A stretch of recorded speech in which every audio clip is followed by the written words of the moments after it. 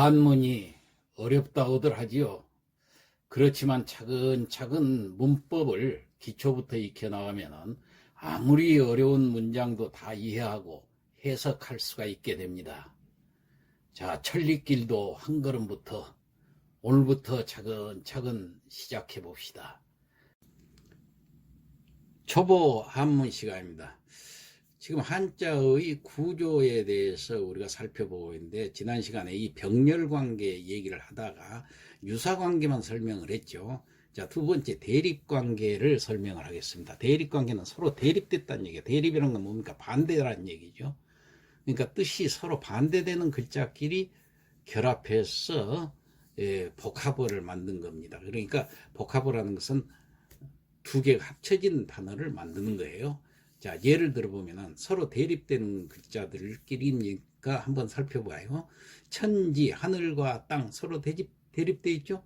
그 다음에 남녀, 남과 여, 좌우, 왼쪽과 오른쪽, 개패, 열 개자, 닫을 패자, 열고 닫고, 문답, 묻고 답하고, 승패, 이기고 지고, 고저, 높고 낮고, 다소, 많고 적고, 전부 대립관계죠.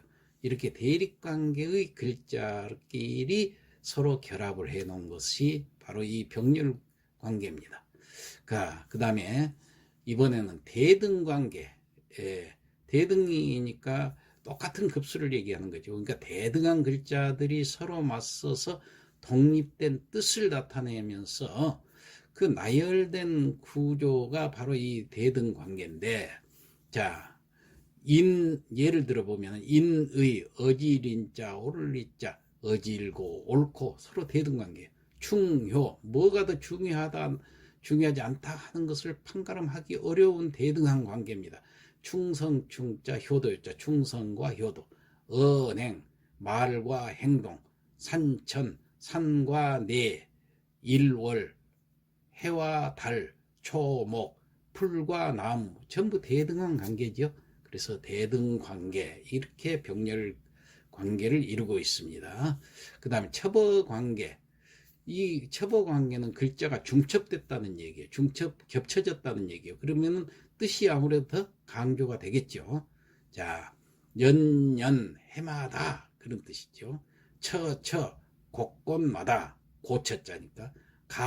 집가자니까 집집마다. 자, 이렇게 해서 두 개가 겹쳐서 쓰는 건데, 그 외에 의성어나 의태어들도 그렇게 쓰고 있습니다. 당당하다, 이렇게 급급, 아주 급하, 심심, 아주 깊고 깊다는 얘기예요.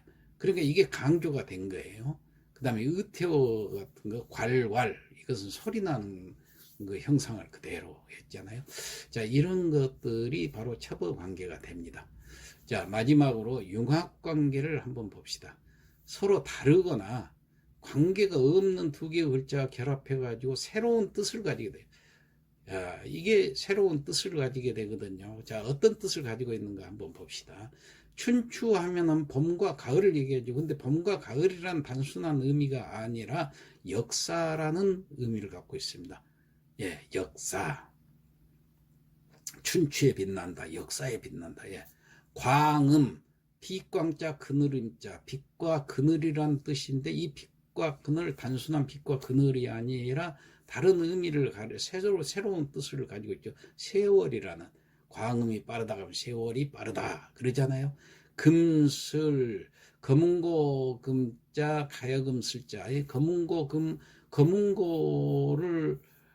지칭하는 건 줄 알았는데, 여기서는 새로운 뜻이 또 뭐가 있습니까? 금슬이 좋다. 부부간에 금슬이 좋다. 서로 사랑한다는 뜻이죠. 사랑이 좋다. 그 다음에 추호, 가을 추자, 털끝 호자, 터럭 호자. 가을 터럭에 있거든, 추호. 이게 사실은 어떤 뜻이에요?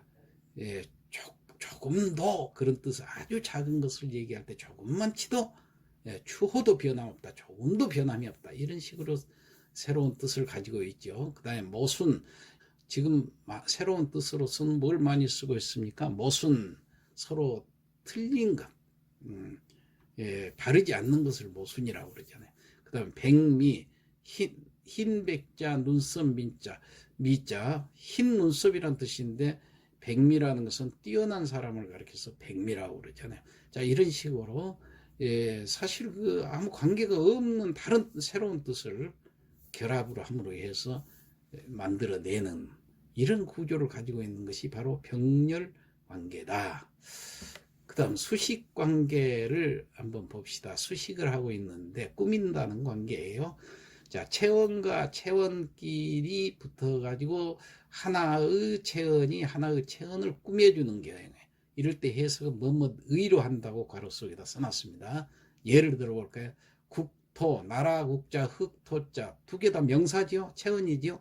체원인데 이걸 해석할 때는 나라의 땅, 나라의 할 때 땅을 나라라는 것 체원이 수식을 해주고 있죠. 예. 그래서 그 다음에 지상 땅의 위, 그러니까 위라는 체언을 땅이라는 체언이 수식해 주세요.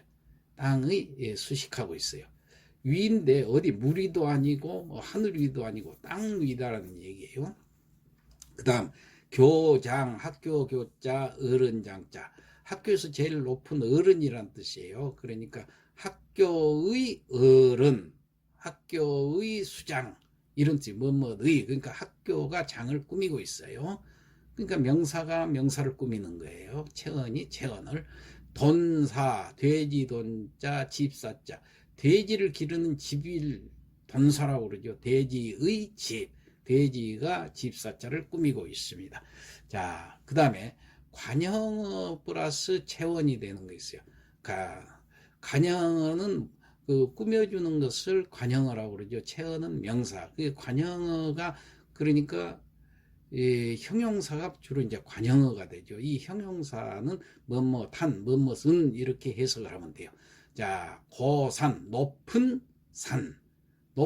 높다라는 형용사가 산을 꾸며주고 있어요. 그래서 높은 해석을 할 때는 은으로 해석이 되죠. 그 다음에 백설, 희다, 눈. 희다는 것이 눈을 꾸며주고 있어요. 흰 눈. 예, 그 다음에 크다, 바다 해자, 큰 대자. 큰 바다. 이 큰이라는 것이 바다를 꾸며주고 있죠. 그 다음에 이 관형어가 이 명사, 체언을 꾸며주고 있는 거예요. 명월, 밝다, 달월, 밝은 달, 밝은이 달을 꾸며주고 있죠. 자, 마지막으로 부사 플러스 영원이 있습니다. 이럴 때는 부사는 매우 혹은 뭐뭐하게 뭐 이런 뜻으로 해석을 하면 됩니다. 자, 예를 봅시다. 필승, 반드시 필 부사지요. 승, 이긴다. 영원이니까 영원이라는 건 동사를 영원이라고 그럽니다. 자, 반드시 이긴다. 이긴다라는 용언 앞에 반드시라는 부사가 붙어서 반드시 이긴다. 그런 뜻이 된다고 그랬어요. 그 다음에 부사 역할을 하죠. 서행, 천천히 가다. 가다라는 부사 앞에 서자가 붙었어요. 천천히 가다. 천천히가 부사 역할을 하는 거예요.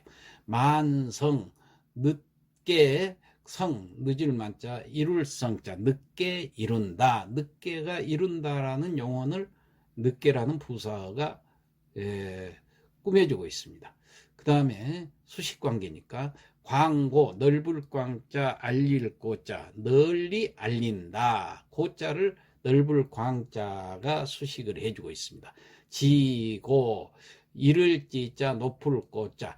여기 이르다는 것은 아주 매우 그런 뜻이에요. 매우 높다. 높다라는 것을 이를 지자가 수식해주고 있죠. 최장, 가장 최자, 길장자.